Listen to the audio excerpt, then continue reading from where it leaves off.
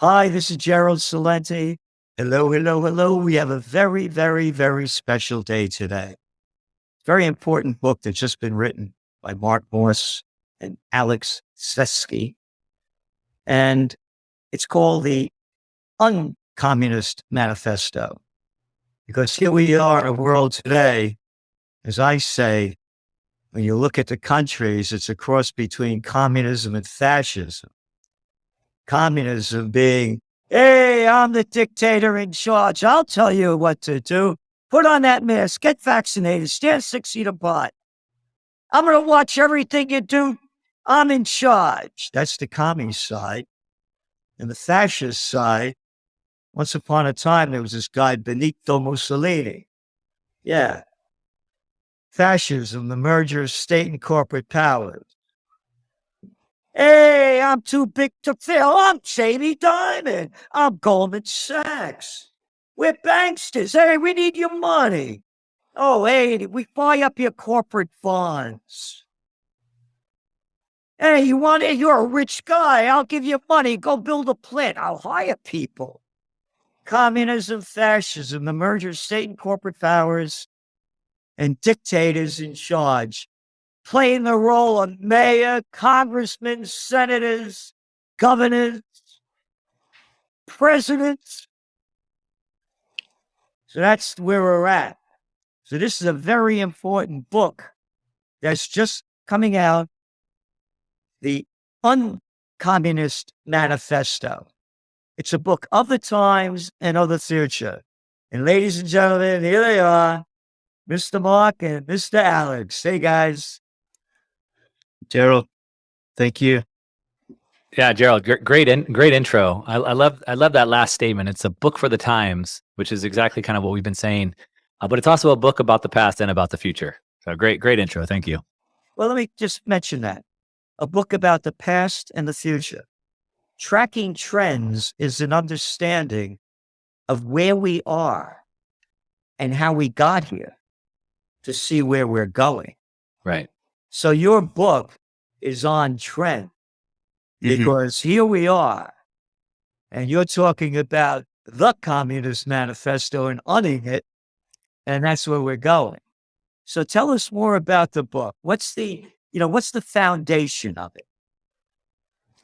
Yeah, I would say the foundation of it is a couple of things. And so to your point, kind of what's old is new again. And so like this Marxism or this communism, fascism, whatever this ism that you want to define it as, it won't seem to go away. It was introduced a few hundred years ago. It's led to more death and destruction than any other idea that we've seen throughout history. Maybe given them a little bit of the benefit of the doubt back in the late 1800s, maybe there was some way you could see that maybe it was a good idea to try it. But with the benefit of hindsight today and seeing the death and destruction that's left in its wake, there's just no way you can make that case today, but yet the ideas still persist. So why do they persist? This is one of the most read books, the original book, the Communist Manifesto, is one of the most read books in political science and economics still today, which is crazy. And I've studied a lot of Marxism and communism, Karl Marx, but I hadn't actually read the book until a little over a year and a half ago. When I read it, I was pretty shocked. I'm like, do people even know what this book says? And so we thought, let's shine some light onto what these ideas are that people seem to be so drawn to. I just thought right off the bat, if they understand them for what they are, there's no way they can actually like them. So first, let's shine the light on them. And then let's provide a better way. And so kind of that's what the book is about, trying to kind of show the ideas that have led us to where we are today, the problems with those ideas, but really to give hope of a new way of life that could be free of these problems that the system has created, I say. Well, when I'm thinking about communism and why it came about, I mean, what was it? You had the nobility, right? And they were getting everything. And the people were just plantation workers of slave land here. So the bigs owned everything. And with the bigs owning everything and the people just paupers, I mean, was that a good foundation for the movement to happen and why they bought into it? It was sort of. So this is probably, this historical component is a little bit where my expertise is. The early incarnation of communism actually or where the ideas sort of sprouted from were the French Revolution, was the fall of feudalism and the basically the rise of the so-called egalitarian left. So the Jacobins, the radicals, and all these sort of ridiculous ideas of universal suffrage and let's tear down the patriarchy and let's tear down the structures and, make everyone equal. These sort of ideas that sound nice on the surface are these, vague platitudes where, it's very similar to the modern, we're all in this together and, it's for the good of everyone. And, all those kind of stupid sounding things, equality for everyone. And these ideas kind of first emerged during the French Revolution. And I'm not sure how familiar you are with that period or the listeners, but basically the initial French Revolution turned into the terror, like the Jacobins, the leftists, the original equality seekers, turned France into a war zone, and not only a war zone, but basically they were the first ones to institute community surveillance. They were the first ones to guillotine people if they had different political views, all for equality and liberalism. And they basically they destroyed their own country in the process. And Karl Marx talks about how he was inspired by Robespierre and people who were of the version of the French Revolution. He said, "Look, they did it wrong. What we need to do is we need to take the means of production from the bourgeoisie." So it was kind of a tumultuous period. So you sort of have the late 1700s, which is the feudal system falling apart, which was the nobility and the aristocracy. And you had this sort of rising up of the common man, which I would argue in some senses was good, but in some senses was very bad, because you had this migration from productivity towards politics. And basically everyone got into politics. And that was a disaster, because France went from the richest nation in the world and they decimated themselves. So you had this kind of movement, but you also had the movement of what was this, the bourgeoisie, which was the merchant class.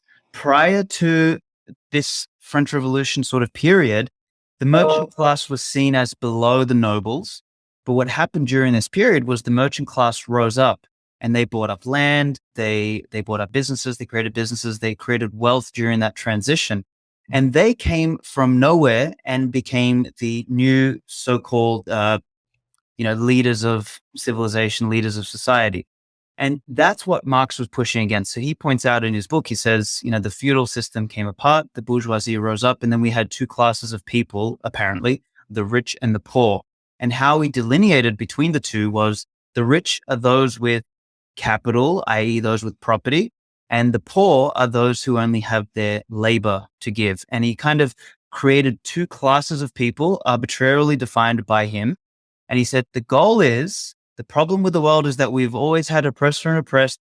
So what we must do is we must abolish the oppressor group, which in his book was stated as the people with property or the people with capital. We must abolish them, co-opt their means of production, and make it equally available to everyone, so that there is one class in the world, and that one class is the working class, and they communally own all of the means of production. So that was his big brain fart stupidity of an idea.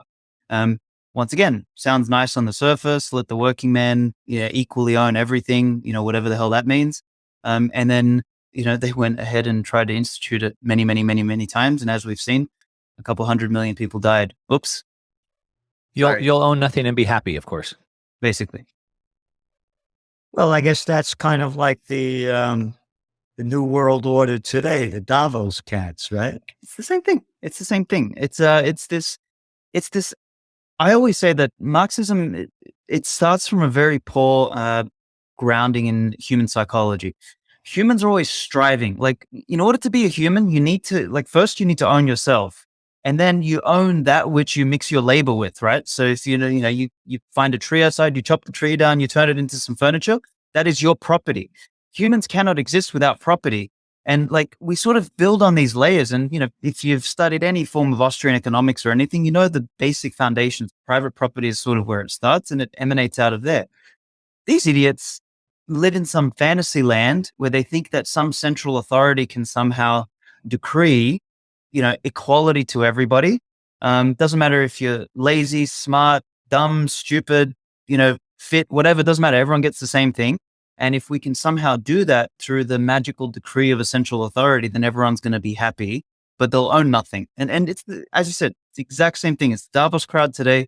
They're a bunch of saviors that nobody asked for, that nobody needs, that think they know what is right for everybody because they're projecting their own inadequacies onto the world. They can't have any self-restraint in the way they behave. So they perceive that the rest of the world has no self-restraint.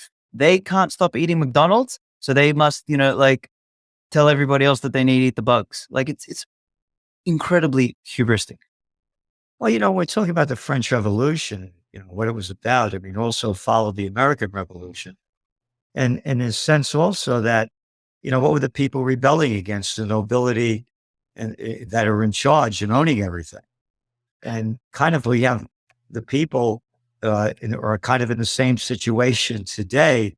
I mean, just for example, when they launched the COVID war, you're a non-essential piece of nothing. You're a little clown. Shut your business. Hey, but Walmart, you could stay open. You're essential. Target, stay open. Costco, you're all right. Oh, and once upon a time, there weren't Home Depots, and there weren't Lowe's, and there weren't CVS's, and there weren't Staples. It was stationery stores, drug stores, hardware stores that I guess the bourgeoisie the regular person would have been owning. I don't know if it's that category, but the small businesses have been gone. So could this be a time also, though, where the people are saying, my life stinks. You see the great resignation now. After the COVID war, people had to stay home and they're saying to themselves, I hate my job.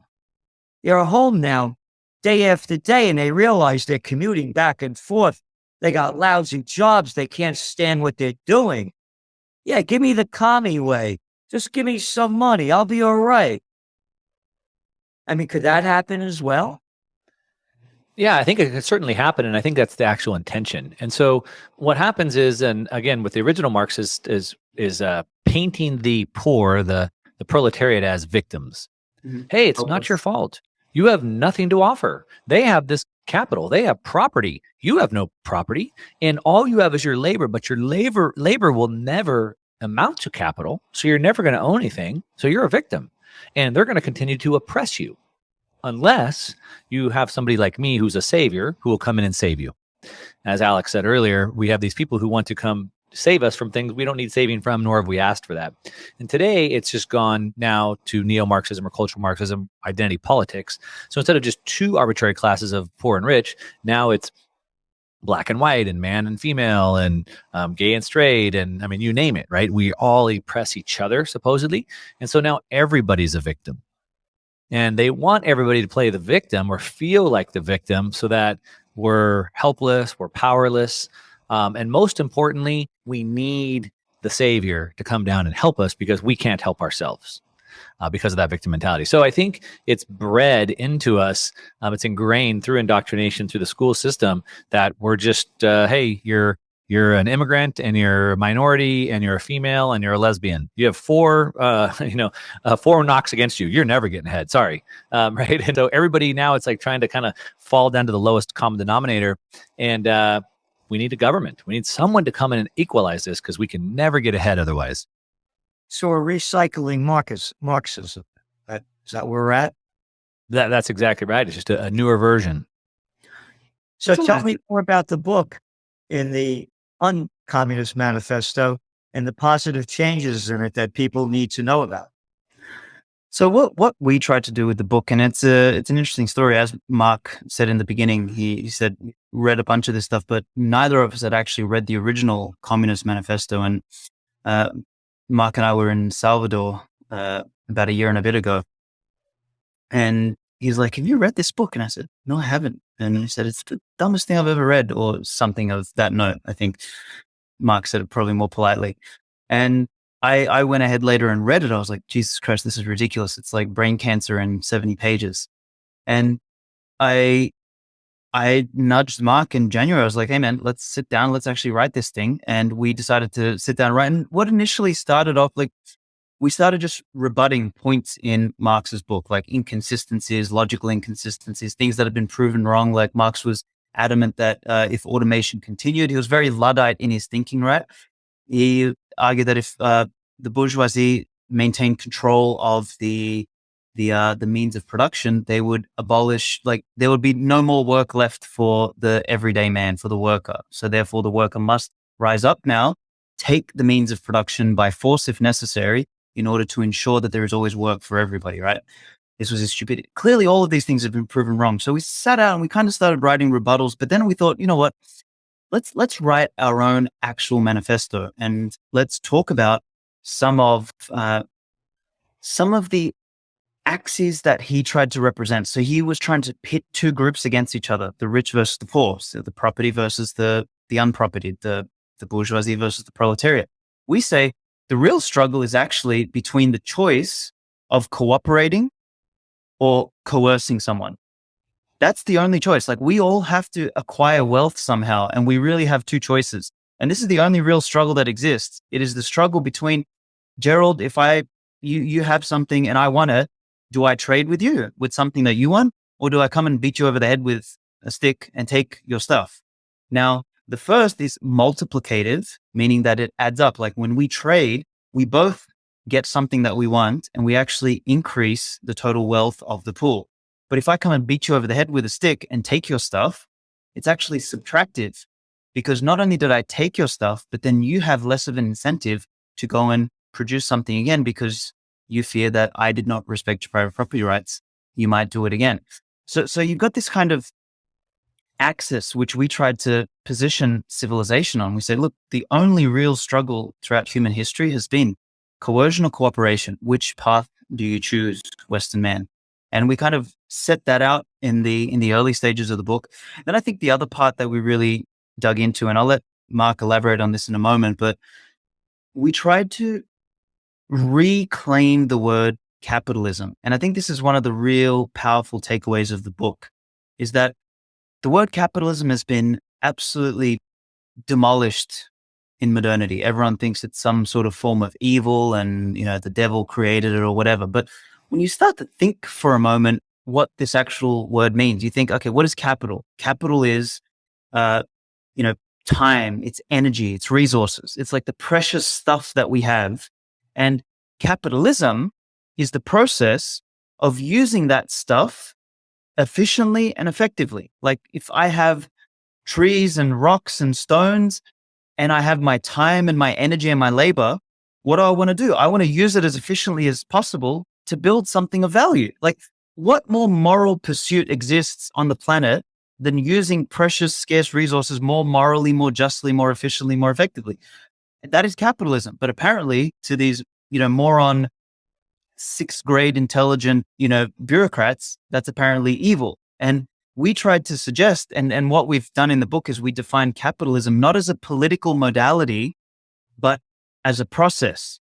And we say capitalism is just a process of turning stuff into something of higher order value. Like, we've been doing it since the time we threw a stick at an animal to save some energy in the acquisition of food. And then when the guy next to us, the other caveman, made some fire and we brought the meat over and we shared the meat, that was division of labor. Like, capitalism has always existed. What the question is, how much do our political stupidity and machinations suffocate the process of capitalism? And that's where we are today. You've got these idiots who, instead of allowing people to freely run their businesses and walk around and, live their lives and do stuff, you got political morons coming in and suffocating that natural process until the wheels start falling off, and that they are the only ones that can provide for us. So now I've gone on a bit of a tangent there, but that's kind of like two of the crux points of the book that I think are really important as takeaways. As the people, though, are living the life that they are today, and I talked about before about the COVID war that began and how the bigs were in charge of everything. You look at the money, and Oxfam comes out with it each year about how the billionaires made trillions and trillions more. and you're looking at the billionaires becoming billionaires, and this is kind of new in society. So are there going to be a lot of people that are for more communism in the sense that, look what's going on around me? And again, when I was a kid, there were drugstores, hardware stores, stationery stores. They weren't chains. The common person owned them. And now they're just the chains that are owned by the bigs. So do you think that there is also a movement going on to put more people under the communist way, and they'll go for it because of the way they see their lives? Mark? Yeah, I would say definitely yes to that. And so what we can see is that, again, right, so painting people as victims, making them feel powerless and helpless, they need the savior. But in addition, it's also through controlling the education. And so you make a valid point. We used to have all small businesses. Today they've been swallowed up by these big businesses. And so by removing history, we can't really see the future. So back to kind of your trends journal, right? So you look at historical narratives and then you trace them through to what's happening today. And then that gives us some sort of prediction into the future. So for example, in the past, I touched a hot stove and I burned my hand. That was historical. I would know, well, shoot, if I touch the hot stove again, I'll probably burn my hand again. That's logical. But if they can remove that history, then we don't know how to move forward. And so that's part of removing the history. But if you understand, I think that education piece, so we have people who, and I'm sure you see this when you talk to people on both sides of the aisle, it seems like both people are seeing the problem pretty clearly, but they see different solutions to the problem. One side thinks that if we just got a different government, if we just tried communism a different time, if we just got a different set of rulers, if we took the money from these guys but gave it to these guys, if we just got more government, it could be better. And then some people like us are like, no, it's governments that's the problem. Now, what is the discrepancy in those two viewpoints? Well, it comes down to the education. They don't understand the problem good enough. They haven't thought through it at second, third order levels to really understand it. And so I think that's obviously part of the attack by the Marxist, and that's obviously what we're also trying to counterattack with a book like this, which is try to expand people's thinking a little bit so they can understand these things that aren't that complicated, really, if people would just take the time to think through them. But to your point and to your question, Gerald, yes, unfortunately, as times continue to get tougher, as we continue to see the rich and poor divide get bigger and bigger, they're going to continue to point to those rich people and saying they got ahead because they stole from you. All that wealth is yours because they've only got it from stealing. And as that divide gets more and more, they'll build more hatred to the rich, and more people will want for communism. They'll call for a savior to come in, which is why, of course, we see like a Hitler come in. At that point in time in history, they needed something had to change, and the people wanted someone to come in and make that change. They just weren't educated enough about the situation to make the right choice. That'd be my guess on that. So, first of all, it's not an education system. It's a government Indoctrination camp. Yeah. Not an education, I mean, I always joke, like I say, World War III's begun. They're not going to make it official until like a nuclear explosion or some kind of false flag. And when they teach you in school, World War I began when they assassinated the Archduke Ferdinand in Sarajevo. Yeah. Like, what the hell's an Archduke and where's the Sarajevo? It's been leading up to that. But so again, it's a brainwashing system of the government. And what you both are saying is so important. So for the people that want to plan ahead, get ahead, and stay ahead, the UnCommunist Manifesto provides, I would suggest, guidelines and suggestions and narratives for them to consider. I think we tried to avoid, narrative is probably a good one, but I think what we tried to do is avoid guidelines because At the end Well, of the day, I don't know. I mean, we laid out 10 points. We've got 10 points, yeah, but I would call those principles. I mean, Okay. this is semantics now, right? Like guidelines, principles. But I think we tried to stick with principles, is that you want a set of principles upon which to build a foundation. You don't want continual rules and legislations and, fucking laws and government bureaucracies and all the crap that kind of piles on that you see. Like the original American Constitution, was those set of amendments. That's what matters. It's like these clear things. And that's what we tried to do is we said, all right, if you want a functional society, you need private property first and foremost. If you want a functional society, you need to abolish the central banks. If you want if you want a functional society, you need to have education that happens locally, not from the fucking state, who are the most incompetent. Like these idiots can't wipe their ass properly, and they're going to teach the kids how to do something. No, they can't do anything. So like anything they touch, they screw up. So you want all these things, and we've got like in fact, maybe that's probably a good thing that we should do. Mark, do you want to read out some of the 10 on our side? Yeah, and I would say in the original book, like he's got these 10 things, yeah. Karl Marx laid out 10 things. And it's important to understand this point particularly, or these 10 points, I should say, because Karl Marx said these are 10 points to establish a communist society. And the reason why it's important to understand that is because if I were to list those things, and you would go, do we have those things or not today? So like, here we go. 10 points of Marxism. So if I list these 10 things out, like number 1, abolition of property in land. Okay. 2, a heavy progressive or graduated income tax. Mm-hmm. Does that sound familiar? Like, are we a capitalist society? Well, we have that, a heavy progressive tax system. Number 3, abolition of rights of inheritance.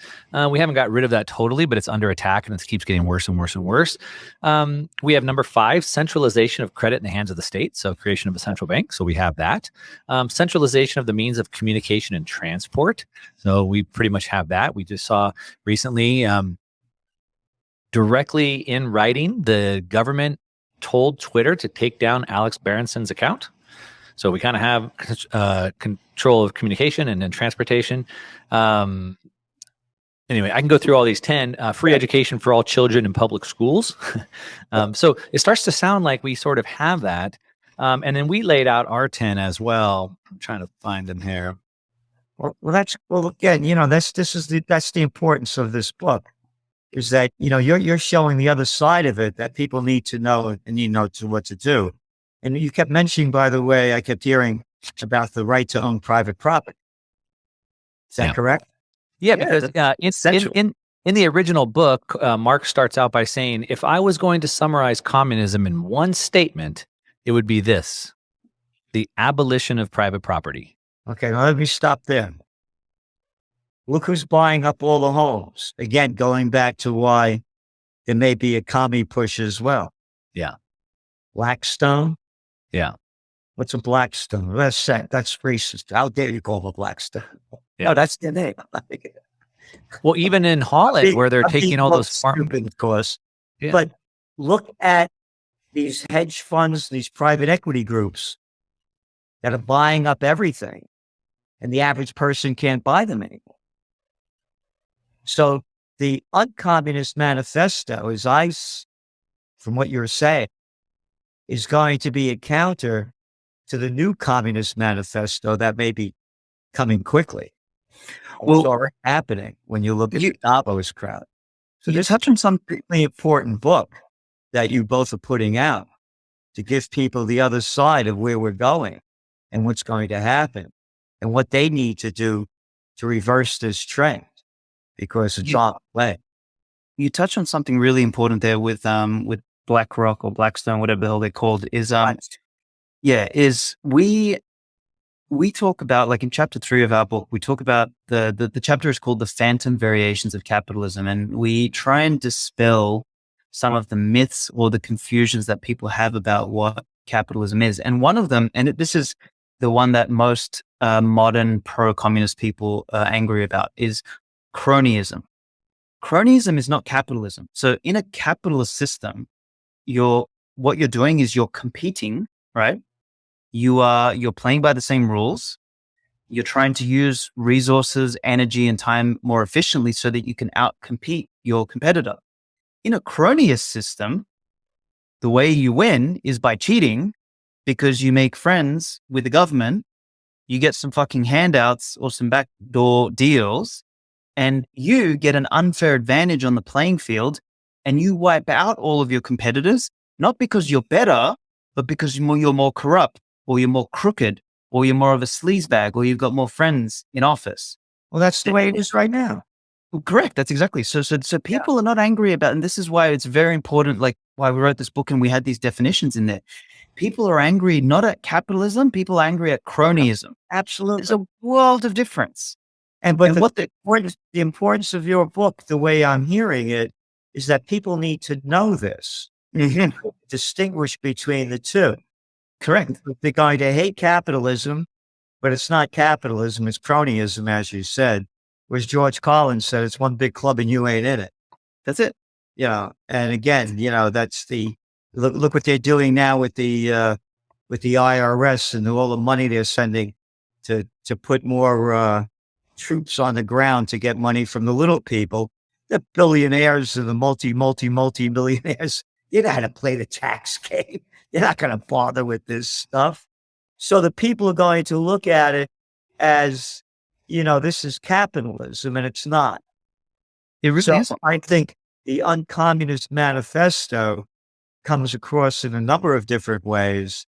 And one of the most important ways, as I'm hearing it from our discussion, is that what you're both doing is you're defining the system today as it's not a capitalist system. And what we really need to do is to bring it back to the core of capitalism that once upon a time made America the land of opportunity. Would that be correct? Totally.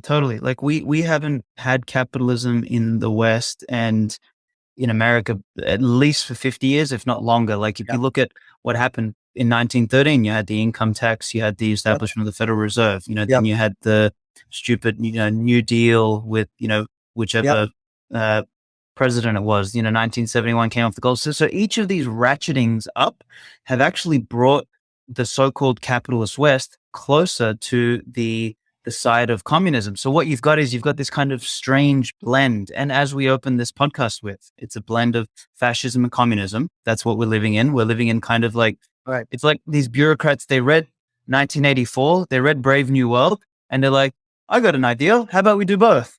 Like, no, you idiot. These books were warnings of what not to do. And these clowns took them as a good idea of what we should do with the world. And they've blended these ideas. And I would say that a lot of it is, it's not surprising when you live in a civilization where the money is broken and where large-scale public institutions exist. Because what happens is all the criminals that would otherwise have had to compete against each other, like the gangsters, for example, all the criminals realize that, wait a minute, I'll just go to government and then I'll legally rob, rape, and pillage everyone, and I can do it under the banner of I got voted in.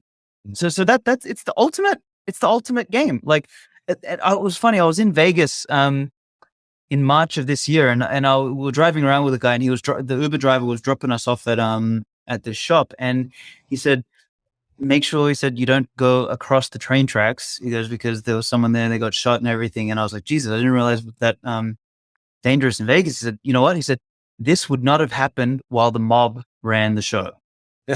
Now, he said, the retarded mob is running the show, which is the government.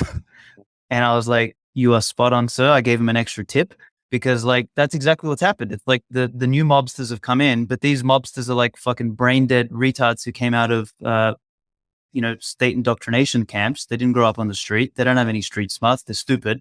And they think just because they got voted in, they can now rape and pillage. So it's all backwards. And this is what happens when you take the 10 commandments of communism as listed out in Marx's book, progressive tax, central banking, control of communication, control of the education system, all of those things that Marx prescribed in the utopian communist system.